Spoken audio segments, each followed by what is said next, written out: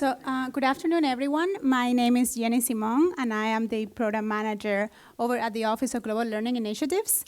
I want to welcome you to our Tuesday Times Roundtable. It's a series of moderated discussions that we host every week in partnership with the New York Times. And we choose an article from the New York Times and base our discussions on that topic. The article for this week is entitled Gender Gap Closes When Everyone's on the Ballot, a study shows. And so, inspired by that article, the title of our discussion today is Inspired to Run, Women's Political Participation. Before I introduce the amazing women that I have here today, I just want to run through a couple of housekeeping items. Number one, the Global Learning Medallion students can get their activity logs points signed at the end.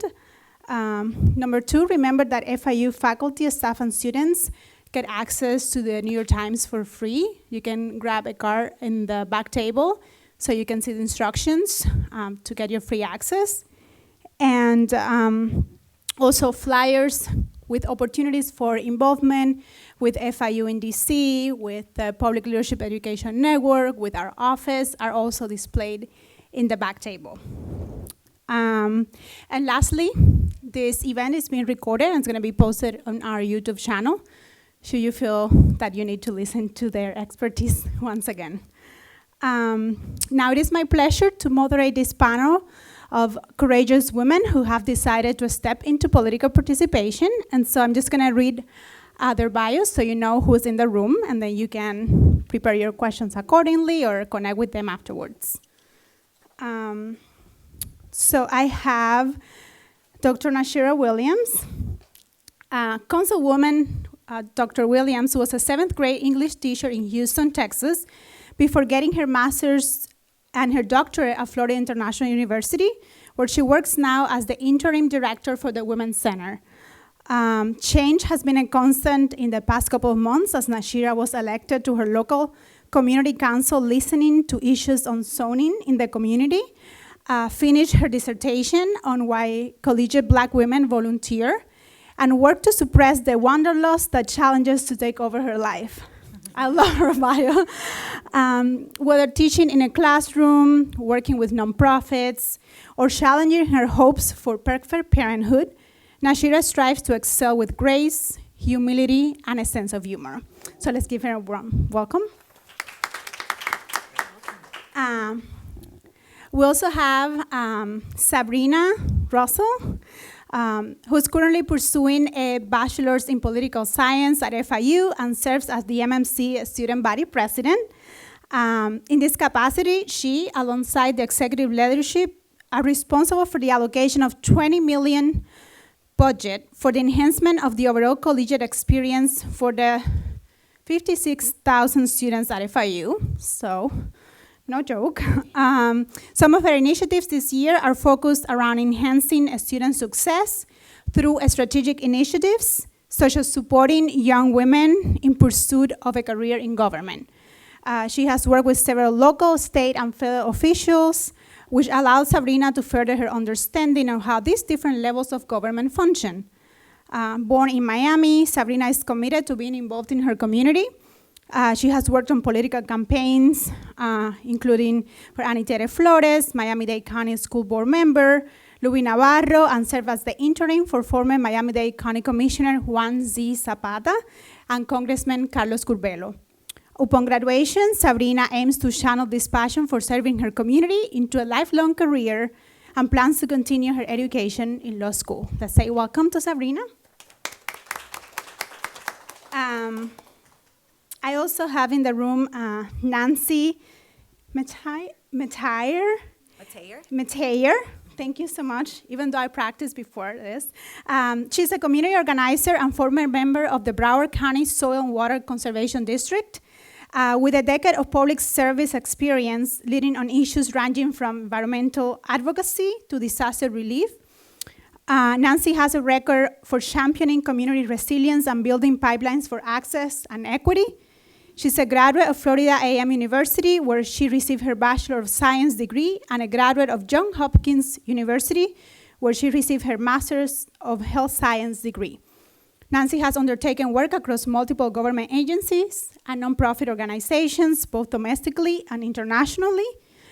She's brought long-term strategy expertise to programs seeking to improve environmental conditions, water, sanitation, and public health across vulnerable communities.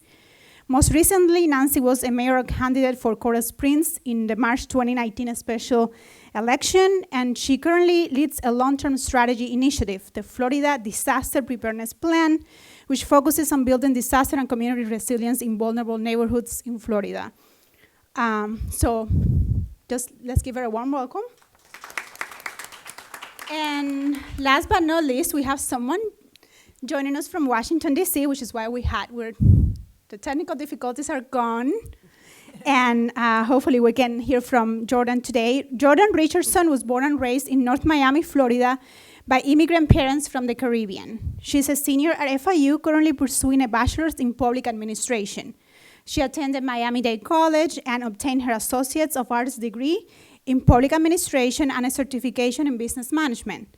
In college, she has joined organizations around the leadership and advancement of women. Now, she's a proud advocate for more women to run for office, hence the title of this panel, get involved in government and break the glass ceilings to all leadership positions.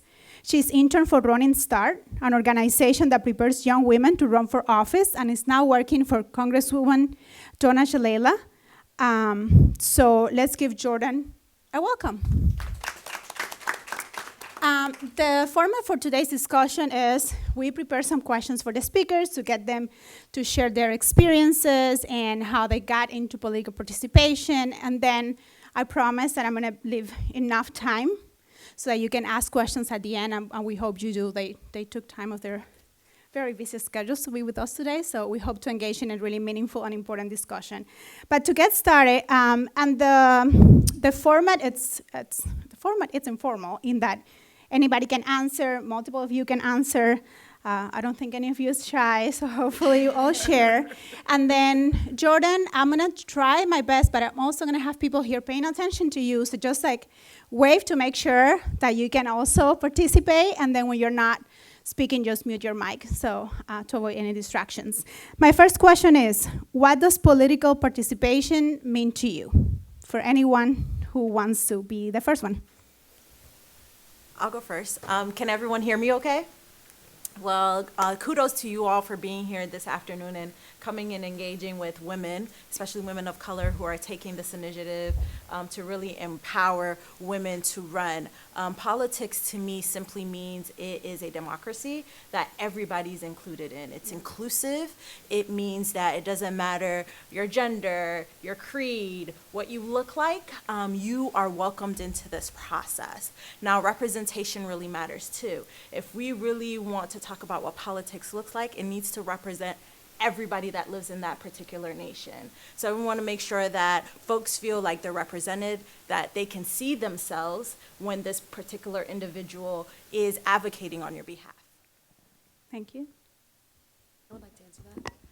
I think political participation, that was absolutely wonderful, well said. And just to piggyback off of that, I think that political participation speaks to our ability to get our voices heard, and that looks different for everybody. So she was mentioning that if you live in a particular nation, then your voice is just as important as everyone else. There's no discrimination against gender, race, or creed, but it's about making sure that your voice is articulated, but not just articulated, it's then translated into policy that represents your specific needs. And I think that it's awesome that we have a really diverse panel of women who have made that their life's mission, and I think that each and every one of you should feel inspired that you have the capability to just translate your voice, not only by voicing it, but making that into action. So when I got this question, it reminded me of a Nikki Giovanni quote. And so she says that politics is personal. That, however, doesn't mean it's ideological. It means that one cares about what he or she is doing or what he or she, in her case, is writing. And so that really spoke to me because that's really where I'm coming from with my political participation. I know you didn't ask that yet, but volunteerism, right, is really how I've been enacting this political space, I guess you could say. And so if I cared about something, I made sure that I went out and did something about it. And that's what it I think that's why it spoke to me so much, is that it's in everything that I do. The politics, like as a fat Black woman in America, my personal life is political because everyone wants me to take up either less space, more space, this space, that space. And so navigating that has always been a part of my life. And so it's been embedded in the way that I live throughout my entire existence. Thank you. Jordan, you want to join in? Okay. Hi, everybody. Thank you for being with me virtually. What everybody said was very correct and very on point. I just wanted to add in that the political participation tied in very heavy with the decision-making process.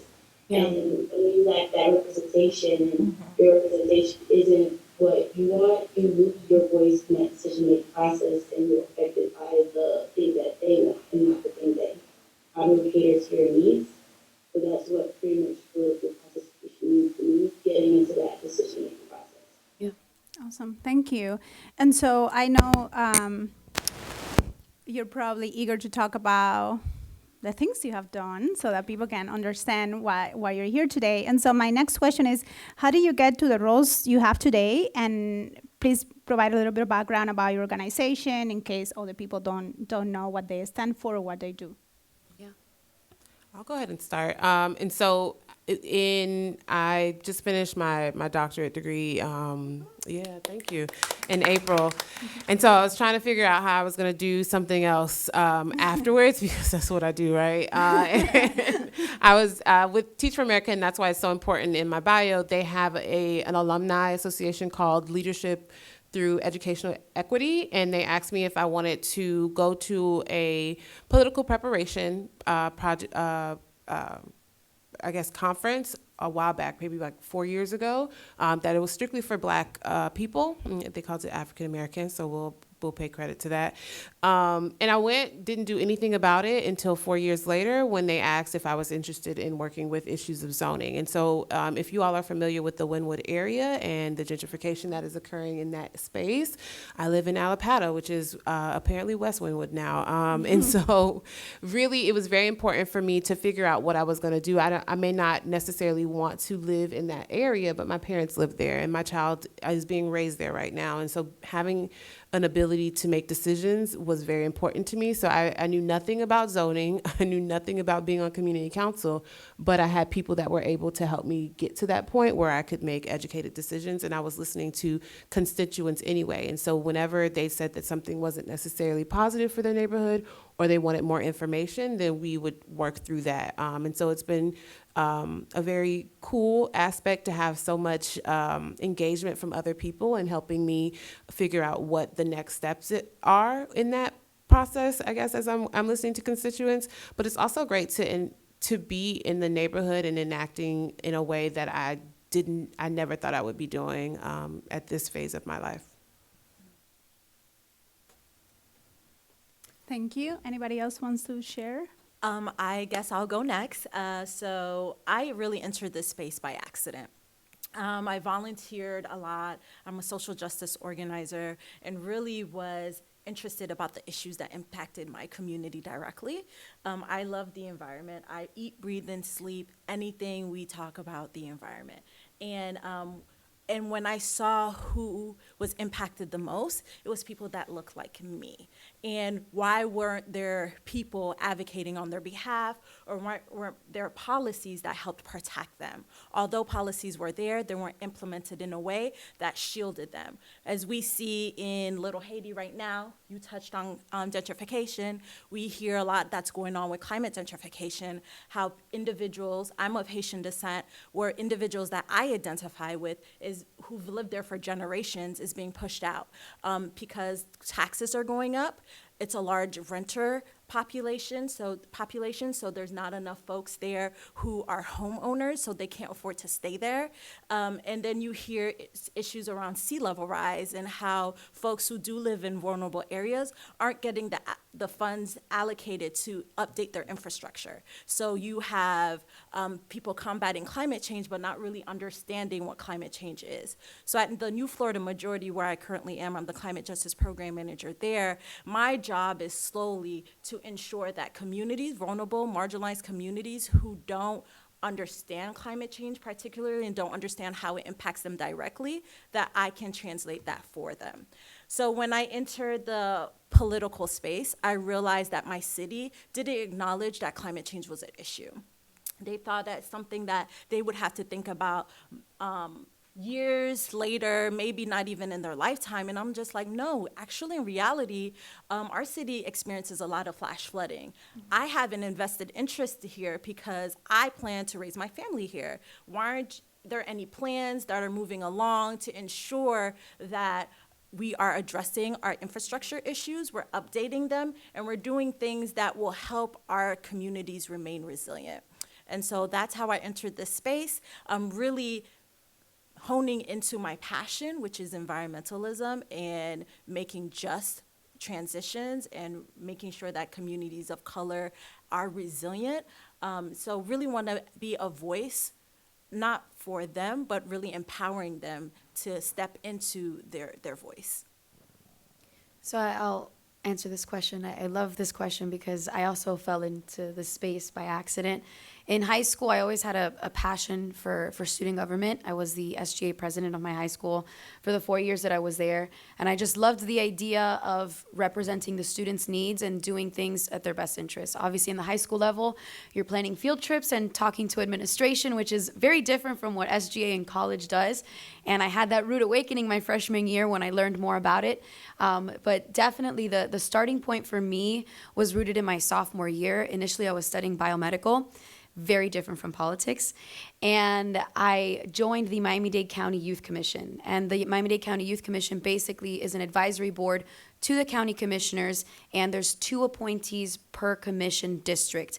And these students have an operating budget of about $60,000, which, I mean, for a 14 all the way to 18-year-old, that's a lot of money to utilize for the benefit of the community. And it was just this passion that ignited in me in seeing that we actually had the ability to make change. And I'll never forget the interaction that I had with a county commissioner who could have easily just dismissed the conversation that we were having and moved on with their presentation, but they were actively engaging and wanted to know what the youth of their county had to say. And it was in that moment that I realized I had the ability to actually inspire change in a large way. And I always say that I went a little bit crazy after I realized that, because the summer from my junior to my senior year, I said, okay, I need to learn what this whole politics thing is about, and I need to know it at every level. So I had 3 internships and a part-time job over one summer. I was interning with a congressman, I was interning in the office of the mayor, and I was also interning with a county commissioner. And all 3 were unpaid opportunities, which is why I also had to have a part-time job. But I think that that also paints the picture of an FIU student, where we're split in many directions, but we also understand how to balance all of that and create change. And that summer, I really have never taken a minute of it for granted. I did not have a lot of sleeping time, but I learned so much about the processes that are in place within our government. And once I joined at FIU, I became part of student government, and I initially started as a lobbying coordinator where my focus was on state legislation. And then the next year I served as the governmental relations secretary, where my focus was holistically on federal advocacy, local advocacy, and state advocacy. And I just fell in love with it. And I accidentally fell into the place of running for student government. I didn't have it painted in my plans, but sometimes things just have a way of shifting around. And I ran for student body vice president, later became president, and here I am today. And in this capacity, I've really learned the ins and outs of what the university has to offer. And I think one of the greatest things that I've learned is that in serving in politics, it's about having that understanding of the resources that the people need. And sometimes the people don't even know what they need, and they may not even know what's accessible to them. And I think that it's been a process of both educating students on what resources are available to them, but also really understanding the community. Something that I hope to translate later when I decide to pursue a career in public service, because if you don't have a profound understanding of the community's needs, from climate change to zoning, if you're not down in the trenches and really taking that step to actively engage with people, how can you possibly represent them? So I think that it's important, and if there's anything that you kind of take away is the experiences that we've had and how we've exposed ourselves to different areas that might be rather specific, but it's allowed us to take that understanding for the benefit of the community at large.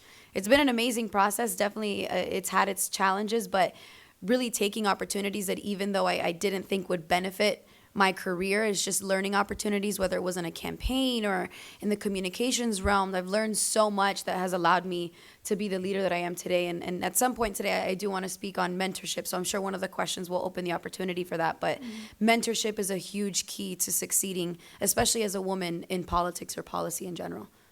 Cool. Thank you. Jordan, do you want to share? I'll go first. I was that was really good, by the way. Being a student, I feel like when I originally came to FIU, I knew I wanted to work in public service, but I had no avenue. I didn't know which way to go, what things to join, and I worked a full-time job when I first started attending FIU. So I didn't have a lot of free time to really put into my career. So it came time to try to put myself out there, and I remember the first step into getting all the internships that I was able to do was going to a career fair that they had at the BBC campus. And I looked at all these other careers and jobs, but none of them really connected with me. And I just remember stopping by a table with a random guy, and I told him, "Sir, I don't know what I'm doing with my life." And then he looked at me like, "What school are you in?" I said, "I'm in this degree school." He said, "Well, how about you do an internship?" And I'm like, "Where do you even get an internship?" I didn't know anything because I just came from Miami Dade, and I had nobody to really mentor me and to tell me to get an internship. So he took down my name and my email and literally sent me chain letters of different internships out there. I was overwhelmed, and I just randomly picked one. And I happened to pick Running Start. And that's what really honestly changed my outlook on life, because I was like, these women set their careers to helping other women. They see that there's a lack of representation no matter what party they are. They're nonpartisan. So I got to work with many different types of women that just want to enter the workforce, want to be leaders, want to have their voice heard. And I was like, okay, now I need to tell more people about this. Like, more people need to know about this program. I was able to participate in a high school program where there were high schoolers that understood at this young age that they need more representation. So to see that, I wanted to bring that back to my community, that if I meet a high school girl, I'm going to refer her to Running Start program or different things in Washington to take her out of her community and see what her community is lacking. So I think that's what really introduced me to politics, and it really had me ignited my soul to be an advocate for women and women's rights. Thank you. That's great. And I think it's a good segue to another question that I had. I think all of you mentioned the importance of being represented regardless of, right, your race, your religion. But my question goes into specifically, what is it about women? Like, why do you think it's important for women to be to participate in the political process? And just focusing for a second on that identity, even though we know about intersectionality, we know that we cannot just walk around pretending that other aspects of our lives are not there. But I think there's something which is why this panel is about women. I'll take a stab at that first. In my other day job, I work for another organization called Vote, Run, Lead, and we do trainings where we train other women to actually consider running, right? So it takes women 7 times to be asked 7 times before they can go and run. So they have to think about their children, their home, their husband, their partner, education level, if they even have the time. And men, they're like, I'm gonna run. They don't discuss that with their spouse. They don't discuss that with anybody. They just wake up and go and run. But for women in particularly, when we run or when we hold office, we definitely take a different approach. We are able to rationalize a lot of situations. Which on the contrary, we are told that we're super emotional, but I've seen this in action where we compose ourselves because there's the narrative, you don't want to be too emotional, so you have to really work through what your thoughts are, so you work well with others. You make sure that when you are implementing or in this space, that it feels more like a family vibe, so you include everyone. We're naturally people who are caretakers, so we oftentimes put ourselves last, and then we put our community first. So that is an ideal thing to do as a politician when you are selfless. Women tend to do that.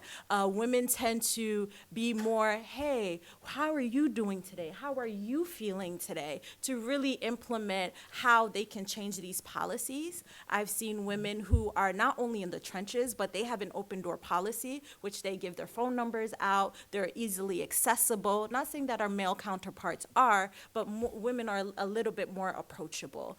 And so I say this because men, although they are great at what they do, women bring a different perspective. Yeah. And being able to bring in that different perspective is able for you to change things. Things that have been done a certain way, we say, no, why can't we do it this way? Why can't we do it that way? So I think that when we hone into our power and what we bring to the table, things begin to shift. And I'd like to touch on that. That was beautifully said. I really love that because you're focusing on the amazing qualities that I think women bring to the table. I don't think that there's a need when we're talking about closing that gender gap. There's not a need for women to think that, okay, I need to approach this like a male would. I need to think, okay, what would a male do in this situation? I think that that's quite the opposite. The males need us women. They need us because we bring that balance that you said.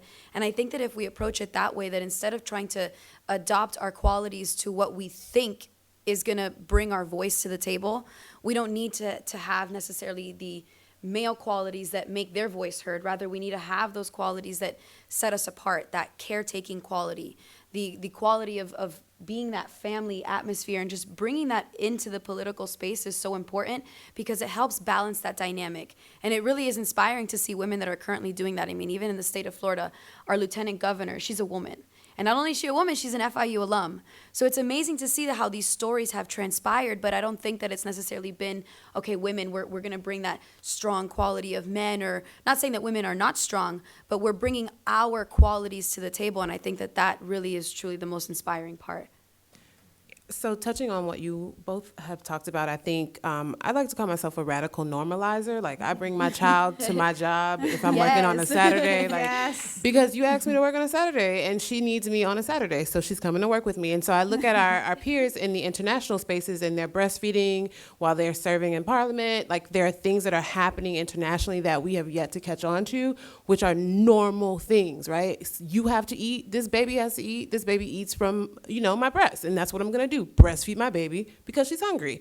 And so I think about it that way, that we're still slow because we're looking at these things in a mindset that is not necessarily international or global or normal, or quote unquote normal. But then I also think about the political structure, and the poll workers at my polling station are all women.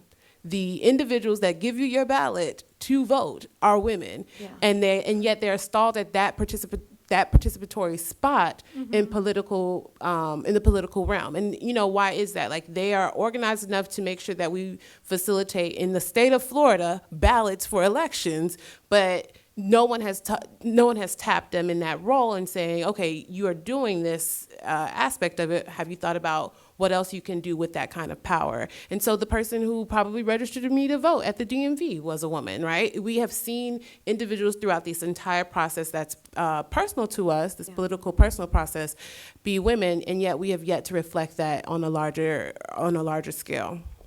Thank you. Jordan, do you want to add something? I feel like I put you on the spot every time.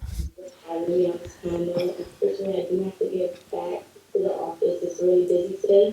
Okay. But if I could wrap it up, I would say I feel like it's time for women to break the glass ceiling and not hold back. There should be a woman president already. We should still be waiting on this progression. I feel like there's a lot of great things that come with working for women. I've been working for a woman for about 6 months now, and I have literally 0 complaints. It's refreshing to walk into the office and there's pads or Tylenol, a little thing that us women take into consideration because you're a woman, you know what your staff needs. So that by just doing that, I could say, well, the person I work for cares about the things that I need. Yeah. So that's why I really wanted to continue working in women's rights and advocacy, and I would continue to work for women in any way possible. So I want to thank you all for having me on this Thank you, panel. Jordan.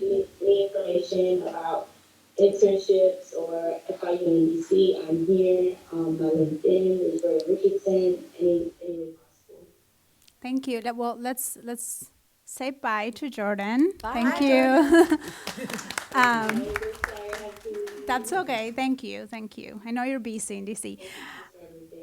And so I think that you all mentioned about the qualities or the thinking behind the way in which women do things that perhaps not, that other people don't think that way. Have you experienced particular challenges in these processes because you're women, right? Because you're bringing in a different perspective. So I wonder, like, what's the pushback on that? Any stories of challenges? I'm sure Yeah. you all are nodding, so yes. I'd love to start off because I think that the biggest challenge for me as a woman stepping into the space wasn't even necessarily the people around me. It wasn't that I had an encounter with people. It was more so a mental battle. It was like, do I belong in this space? Do I have a place here? And I remember first dealing with that at a very, very young age, because I started engaging in politics at the age of 15. And I kept questioning, do I have a space in this place? And I remembered it was actually a male counterpart. It was the county commissioner that was mentoring me, and he empowered me. And it was amazing because it was a male empowering a woman, and that in my head helped me close that gap, helped me realize that it wasn't necessarily that the male were not making room for me to grow.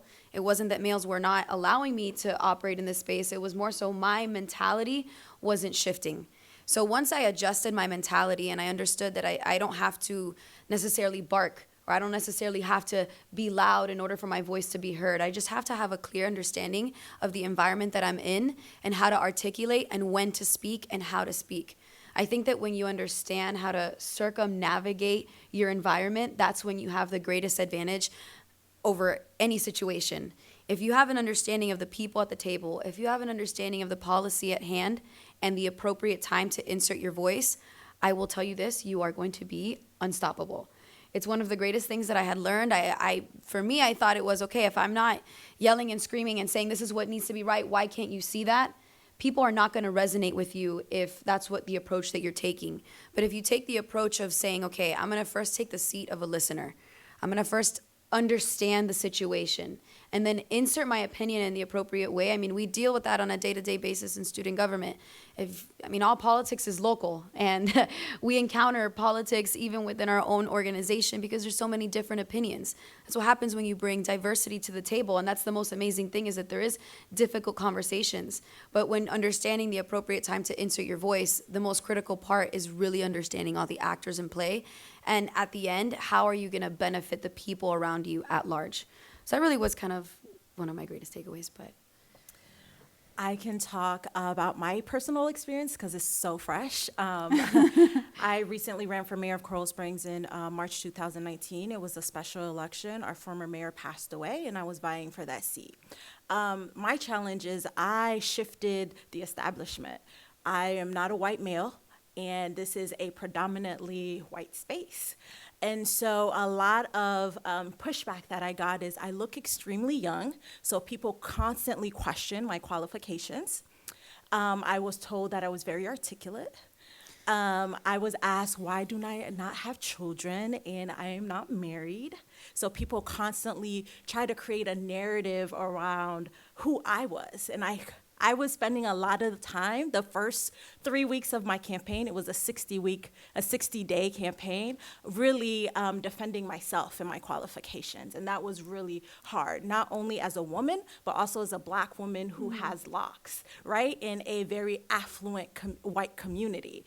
I had to also say I'm proud, and this is the reason why I'm running. I want to be the first Haitian American to sit on the dais, being that 54% of your constituents constituents are Haitian American. Why do we not have someone representing this population? We just recently elected the first Black commissioner in 2018, and that is completely uncalled for, being that our community is changing drastically. So I do experience imposter syndrome, saying, man, am I taking up too much space here? How am I, where is my self-awareness? So I encourage the women in this room, if you do have aspirations to run for any political office, be unapologetically you. And that's what my constituents appreciated about me. I told them right off bat, this is the things that I'm not going to budge on. I ran on 3 platforms, 3 main ideas. That's political, economic inclusiveness, meaning let's embrace all the different businesses that come here, gay, straight, minority businesses, because they felt like they weren't being heard in the community. Also environmental sustainability, and also public safety.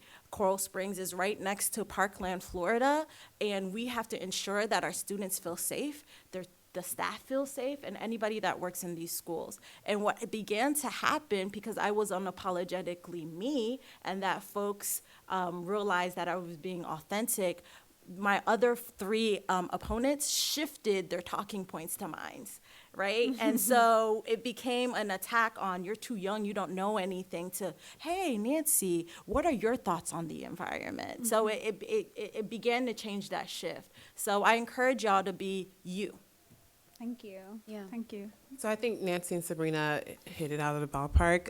Imposter syndrome is definitely one of them. I think too young is another one that I get quite often. And so I think a part of my story was trying to counteract it and going to some prep things and making sure that I was getting in front of some of the things that people could say. I am a single mom, and it's a really messy reason that I'm a single mom, and I don't really mind talking about it if people ask me those questions, right? And so people don't know how to come to, as Nancy said, people don't know how to combat that, right? When you're unapologetic, when you will tell people this is what happened, you have any more questions about my personal life because I got a meeting to get to, they're like, oh, well, no, thank you for challenging my perception. Like, it's one of those things. So I think I get called a little girl all the time, or I get those stares when I'm walking to the front of our council meeting where it's like, oh, you're on the council? Yes, and you can be too, right? I use it as an empowering situation where if you're looking at me and you're thinking I'm an 18-year-old who has the ability to do something that you don't have, then take that ability from me, run against me. We'll have elections like we do in a democratic society,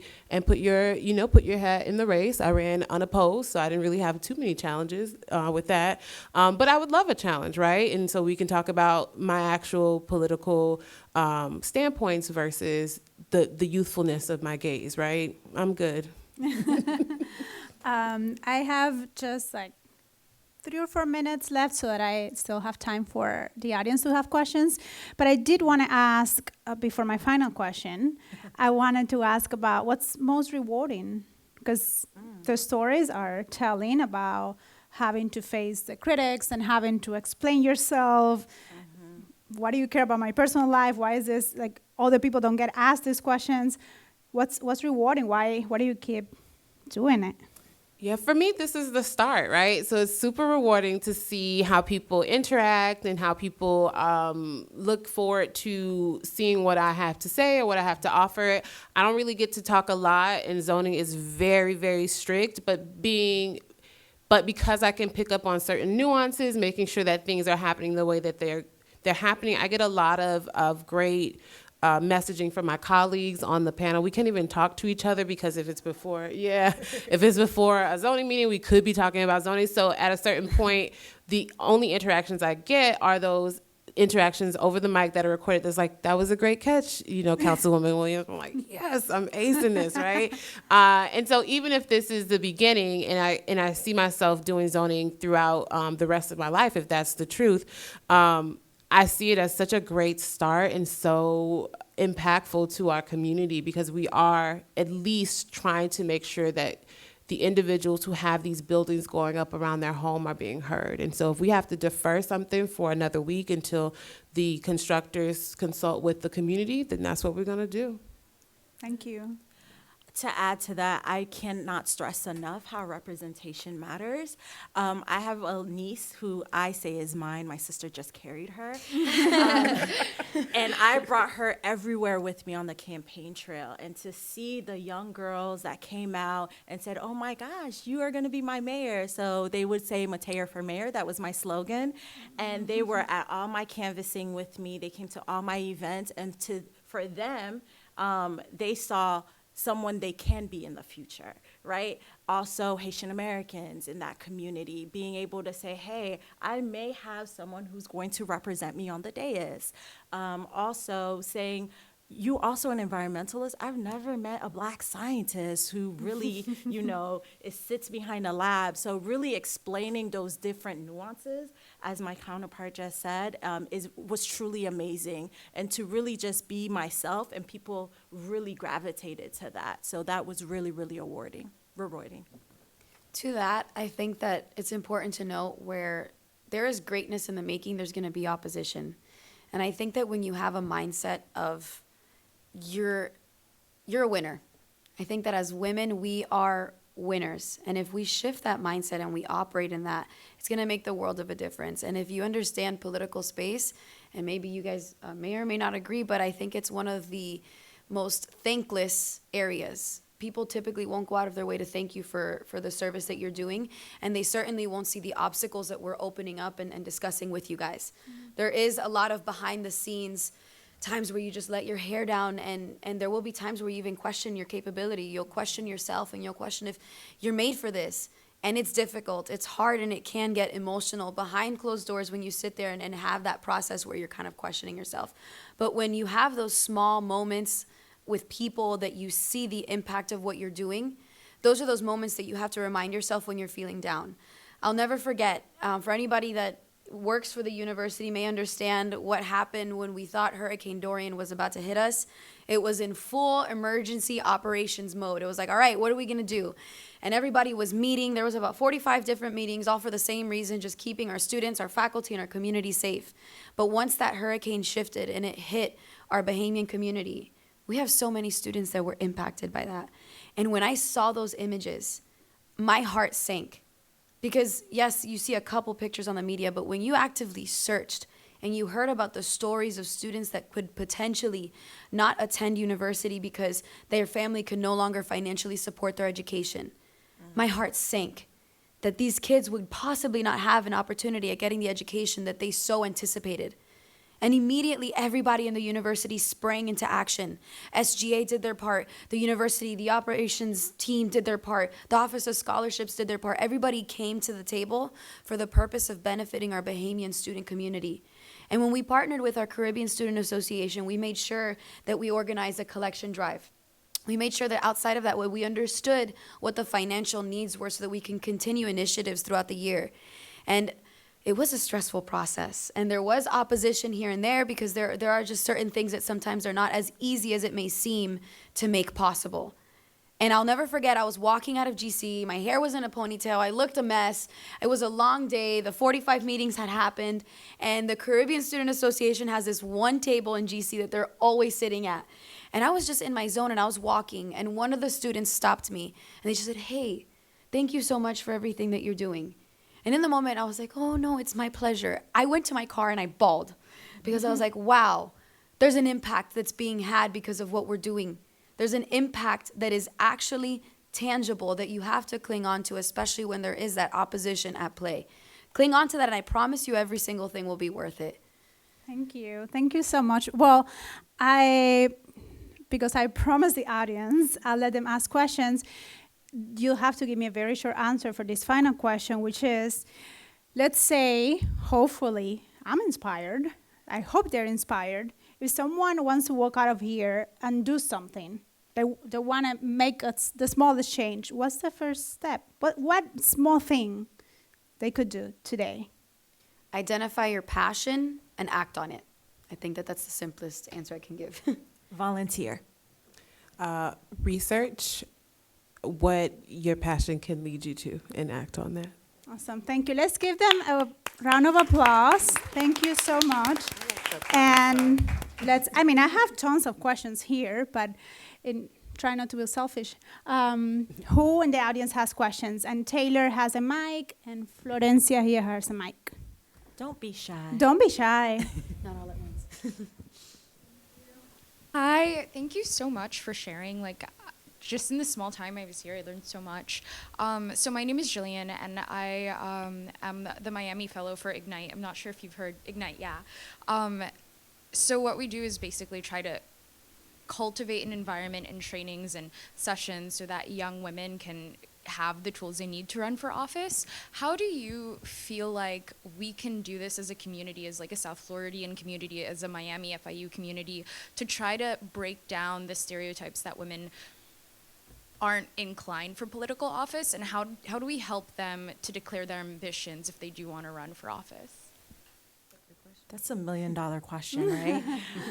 So this is a conversation. These are why these panels are so important. And I can't stress enough, just really letting them, there is no roadmap to running. There is no roadmap to being a woman politician. All I can stress is being yourself and ensuring that you're given the tools that you need to be successful. I wouldn't be successful if it wasn't for my family, my kitchen cabinet, who saw me cry when everybody else saw me smiling on the campaign trail. My close-knit friends who held me accountable, because you do need folks who will constantly say, well, Nancy, you said this, so you need to keep your word and stay true to your word. So it's really about, again, your passions. Identifying what that is and staying true to that, and really just engaging as many people as possible and staying involved, being active in your community, volunteering on other campaigns, and then seeing, I know no one wants to talk about this, but like getting money. Money is very, very important. When you have incumbents who've been in office for years, who have thousands of dollars, developers are investing in them, you have to make sure not only you're running a grassroots campaign, but you can finance that, because you have to walk the walk and talk the talk. You don't want to give your staff $12 an hour, because in Miami, we know that's not realistic, right? Mm-hmm. So being sure that you bring all of that to the plate when you do decide to run as a woman. And I'm terrible at history, I'm going to be honest with you. I can't remember dates or anything like that. But I tend to navigate my life as a first-generation everything. And so I was the first person in my family to go on to school and master's and PhD. So there was a lot of demystifying that needed to happen on my part. So I had to figure out what it looked like each step, and that was very difficult. So even with the political realm, I know how to vote, I know how to register to vote, I know how to update my address. You want me to go beyond that? I need help knowing what that looks like. And I'm going to be very like once I know what it looks like, that passion will just spring forward. So I am a great student, but if I don't know what is expected of me, I can't be that great, because I'm catching up with everybody else. And I can't shine. And so I think navigating from that perspective of like the individuals that you're embarking on preparing, because everyone else, it might be tough for them to catch up and they'll have those biases, but the individuals, they just need that process demystified. And so what does it take to be a commissioner, and what does it take to be a councilwoman, and this and that, and like really laying it out for them. And like you said, there's not a roadmap, but there are clear, distinct expectations from each of these individuals. Tell me what those are, tell me what I need to run, and let me sit down with those and embrace them and move forward that way. I also want to add to that, because I think it's meeting women where they're at. I think that's one important way to kind of gauge them, but also preparing for what is ahead, because there is no clear roadmap, and there's also no clear understanding of what the political space is until you've been exposed to it. And I think even from an emotional standpoint, it is something that's difficult to have. I mean, I think that you could also relate to this, being on the campaign trail, that there's just nothing that can prepare you for that. Mm-hmm. But when you have a community of other women, you spoke to this as well, community is everything, because you have people who have walked the walk, and that mentorship piece is so important. the women that I've surrounded myself with from when I worked on campaigns, from state senate to school board, it's those women that spoke life into my situation that told me like, hey, like this is the reality of how politics works, that has really gauged my retention in politics because I have an understanding of how challenging it can be. And it really makes the world of a difference when you have women who are mature and have been in that career for so long that help encourage you along the way. So that's important to me. Thank you. Any other questions? Don't make me use mine. I have, but I have a question. How many people in this room is actually considering running one day or working on a campaign, et cetera, being involved? okay. It's good. Maybe after they go home and think about it. After hearing you, Taylor. I'm a scientist also. Thank you. My name is. Is it on? Yeah. My name is Juan. I'm in the chemistry PhD program. Wow. And It's awesome. I just see, especially with the climate change thing, that I need to be part of the solution, and seeing, I mean, just my peers standing up, like we can do this. So I can do this also. I'm gonna look into what is needed to be a council member. Awesome. I think that's really cool because a lot of people have a misconception. Okay, you need a political science degree, and if you don't have a political science degree, you can't run for office, or that needs to be your sole focus. And I think that's so different. I think that when you have an expertise that you can bring to a table, you're at a much greater advantage than anybody that just chooses to have a very general focus. Your expertise can influence very specific policy, like you mentioned, like climate change, because you have that deep scientific understanding of what's going on. That's amazing that you're a PhD student. Congratulations. And it's awesome that a panel of women in politics can inspire anybody to run. Yeah. Feel accomplished. Anyone else? Just to say that was an amazing bit of information, because I resonate a lot with what you said. I'm international relations, political science. Me too. Yeah.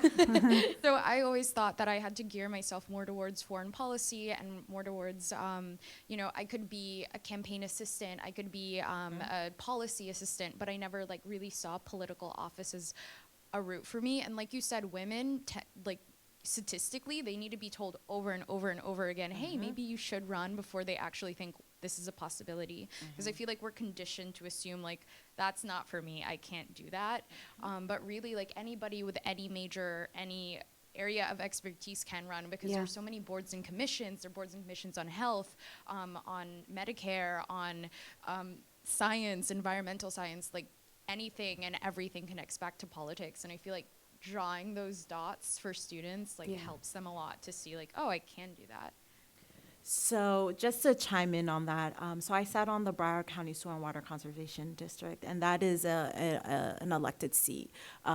I automatically won because I didn't have an opponent who ran against me. So it is so important that we fill these seats up with women, with people who have the expertise, because I know before then there were just people who sat in those seats who had no idea what they were doing around water and soil. And it was evident because a lot of the policies and a lot of the implementation and a lot of the things that we see that are happening now is because we haven't set the regulations before it 10 years in advance to make sure that they aren't happening now. So I can't stress enough that you bringing your science background, your chemistry background is much needed. I can't stress enough your international relations is needed. It's just, if we all had the same beliefs and we all came from the same cloth, nothing would change. So very important that we bring a diverse group of people together to really push that narrative, and also getting comfortable with being uncomfortable. Yeah. And if I may add to that, I think it's important to know that, because a lot of people didn't raise their hands if you were one day going to run for public office. Public office is not the only way to inspire change. Right. There's think tanks, there's so many organizations, so many nonprofits that really open the door to maybe even push the mantle further and faster. So it doesn't necessarily always mean public office equals change. That's one route, but maybe that route is not something that you're passionate about. So for those of you that maybe didn't raise your hand, I would like to challenge you to consider opportunities in DC. And we had an example of how students can take advantage of the FIU in DC office. I got the newsletter the other day and I read through it, and it's insane the opportunities that are available for those who want them. There's paid opportunities. And I know that for the FIU narrative, I think that that's something that's very crucial, because sometimes as students, personally, I wouldn't be able to go to DC and take an internship if it wasn't a paid opportunity, because I can't finance that. But there are those opportunities, so the time is now. And it doesn't have to just be with an elected official. There's so many think tanks that could align with what your beliefs are, that you can play an active role. And I've seen it before my eyes with some of my friends, how those internships have translated into jobs. And not just, okay jobs, really, really good jobs. From presidential campaigns to think tanks, it is insane what those opportunities can do for you if you just search for them. The FIU in DC office is one of the best resources that's available to you guys if that's something that you're interested in. And the flyers for FIU in DC are in the back. And Eric Feldman, dear colleague to all of us, his card is in the back as well. And anybody here will be happy to connect you with him, because he's just full of resources. And I also wanted to mention that in the back we have a list of public policy seminars that you can participate in through the Public Leadership Education Network, which is a nonprofit organization, the only nonprofit organization based in DC that has been preparing women for careers in public policy. I am a 3-time alumna of their seminars, got to meet Supreme Court justices, got to meet all kinds of women, really doing groundbreaking work across the United States. And so if that's something that is of interest to you, maybe that's the next step that you take. Maybe you just grab the flyer and then take a look and see if there's something that might spark your interest. I think we are running out of, 1:29. Oh my God, look at this. We have 1 minute left, so I'll use it to say thank you so very much for being here, for inspiring our audience. I'm truly, truly inspired as well. And then if someone wants to connect with one of the speakers, they can let me know, and then I might facilitate that. Otherwise, let's just say goodbye to our speakers, and thank you so much to all of you for being here today. Thank you.